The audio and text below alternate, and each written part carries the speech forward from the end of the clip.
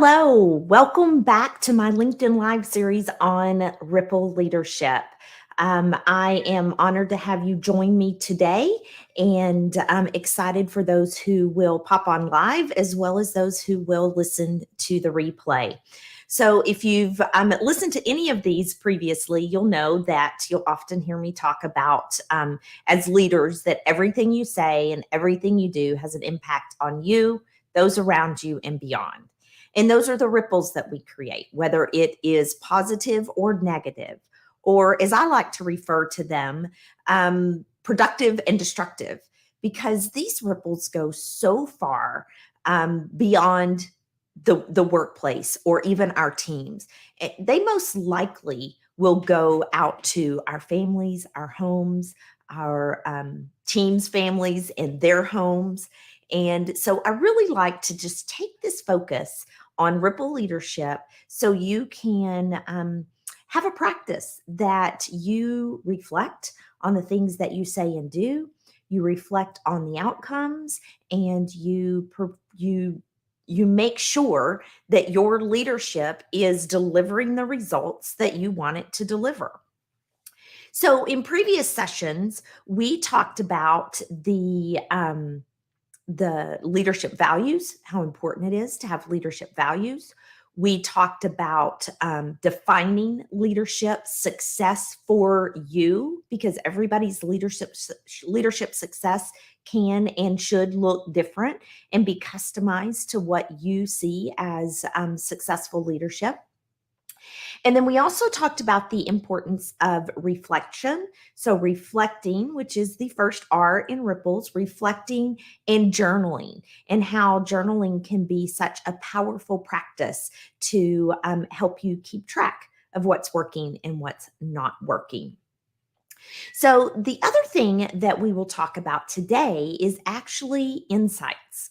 And so, we're going to focus on why it is important to gain insights from other sources. So, we automatically, typically through our structures of our organizations, we will get feedback from performance reviews or assessments, maybe even coaching.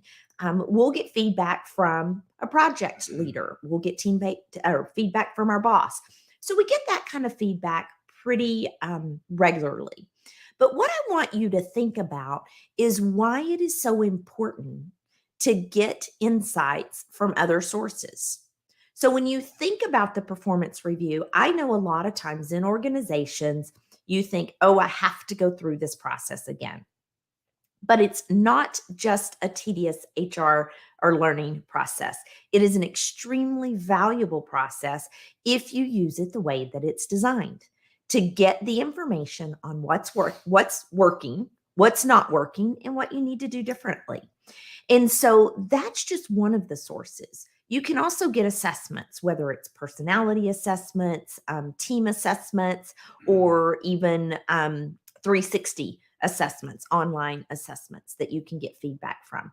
And the whole purpose of getting that feedback is to, again, see what's working, what's not working, and what we need to do differently. So if you go through the process and you just get the feedback, you get the insights, and you do nothing with it, then yes, it is a waste of time. But if you do something with that information, then it can be invaluable. So if you think about it this way, and you think about those insights from others and what's missing from others, is it really can be the fact that if you don't know what impact you're having on others, then you don't know what their perspective is. And that in itself can be making the environment more challenging, more difficult, creating those destructive ripples, and you might not even be aware of it. We often refer to this as our blind spots. So when you think about your blind spots, the things that you don't know that you're doing that are not productive.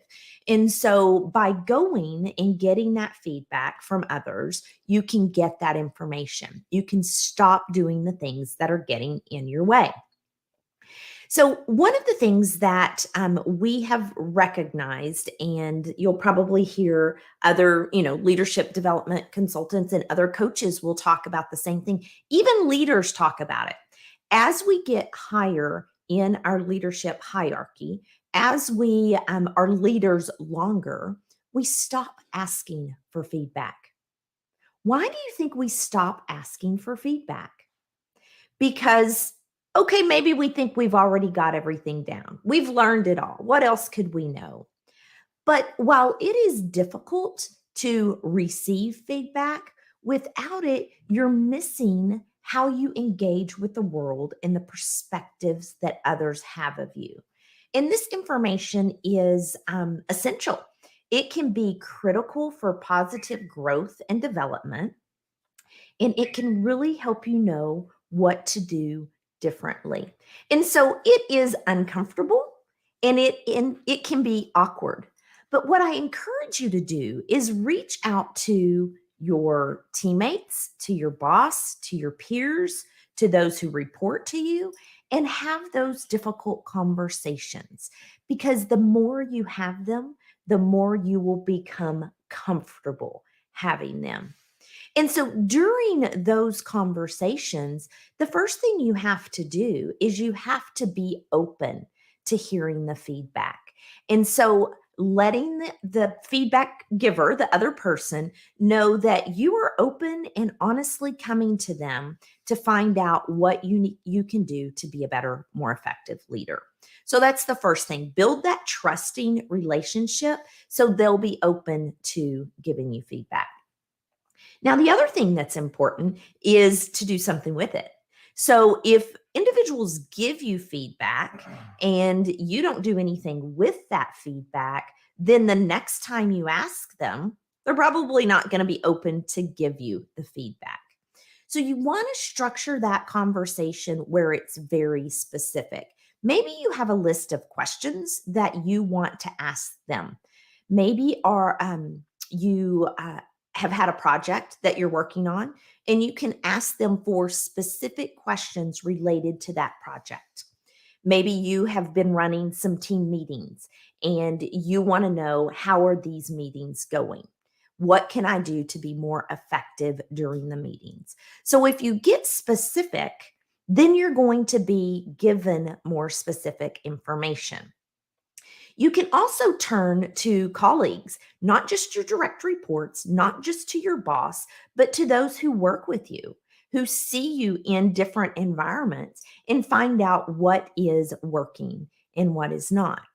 So when you think about the different things that you want feedback on, again, be very specific and make sure that you ask those questions and then follow up with them. The other thing that you can do is ask them to hold you accountable. So, say that you talk to your team about being more effective at delegating or being more open minded to suggestions. Those are a couple of things that you may have asked for feedback on. The other thing you can do is give them permission to call you out when you're not being open minded or when you're not delegating appropriately. Because by giving them the permission to hold you accountable, you're building that relationship of trust and transparency, that you really want the feedback and that you are going to do something with it and you want their help to make sure you're getting better. The other thing that you want to do is when you start practicing the feedback that you are giving and you're getting that feedback, they're giving you the feedback, you have to be actively listening. So, actively listening includes being quiet, not using that mouth, using the ears, and listening, asking for additional clarification. Don't just dismiss or deflect something if you don't understand it or if you don't like it. Make sure you ask additional questions. So, if you need clarification, ask them for an example. When did you see that? How did that show up? Ask them for that clarification so you'll know exactly what practices to put into place. The other thing is focus on the person. When you're having those active listening skills, focus, have eye contact, respond. And one of the most powerful things that you can do when you're getting feedback from others is a simple thank you. Thank you, especially if you are feeling like you want to get defensive. And I remember getting this advice one time that was extremely powerful because I was getting some feedback that I was not comfortable with. And I wanted to explain my position. I wanted to explain why I did it this way. And the individual said, "You know what? I'm sure you had your reasons or you wouldn't have done it. Why don't you go back and think about it and process it? And then we'll talk about it again later." So from that point, what I learned was if I get defensive when someone's trying to give me feedback, what I do is I just pause and I just say, "Thank you. Thank you for letting me know." And then I do exactly that. I step away, I make notes, I process it. I think about when I've maybe been defensive or made excuses in the past. And then I start watching for how I can do that differently moving forward. So, those are a couple of suggestions on how to engage with the uncomfortableness of giving feedback. And so, what I would love for you to do is answer a couple of questions for me.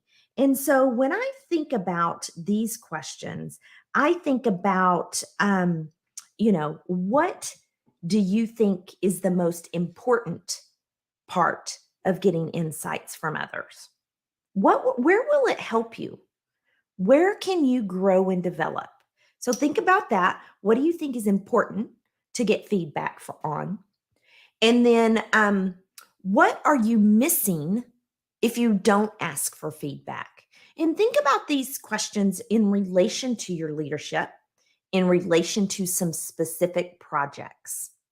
And then the other thing is think about what best practices you have. What makes you comfortable in asking for feedback? And how can you implement those processes so you can get a little bit more comfortable asking for those questions? And then I said it already, but think about how you can, for yourself, remain open minded and not become defensive. And maybe this isn't something that you do. Maybe you don't get defensive. Maybe you are open minded. But then what do you do with the information? So think about how you receive that feedback and what does that say to the person who's giving it to you? Is it going to create the relationship where they will continue to give you feedback? Or is it going to create a relationship where they will be resistant to give you feedback in the future? Now, obviously, we want to create the first one where they're going to continue to give you feedback and you can continue to grow and develop. So, what I want you to continue to think about is this: how can I use the insights from others? Performance performance reviews, bosses, peers, colleagues, assessments, and just by asking for feedback in order to take my leadership level to the next level, in order to find out, are my ripples productive or are they destructive? And how can I make sure that those that I'm creating and that everything I say and everything I do is creating productive ripples and moving us all forward to deliver the results that we need to deliver and want to deliver to make our organizations and our teams successful.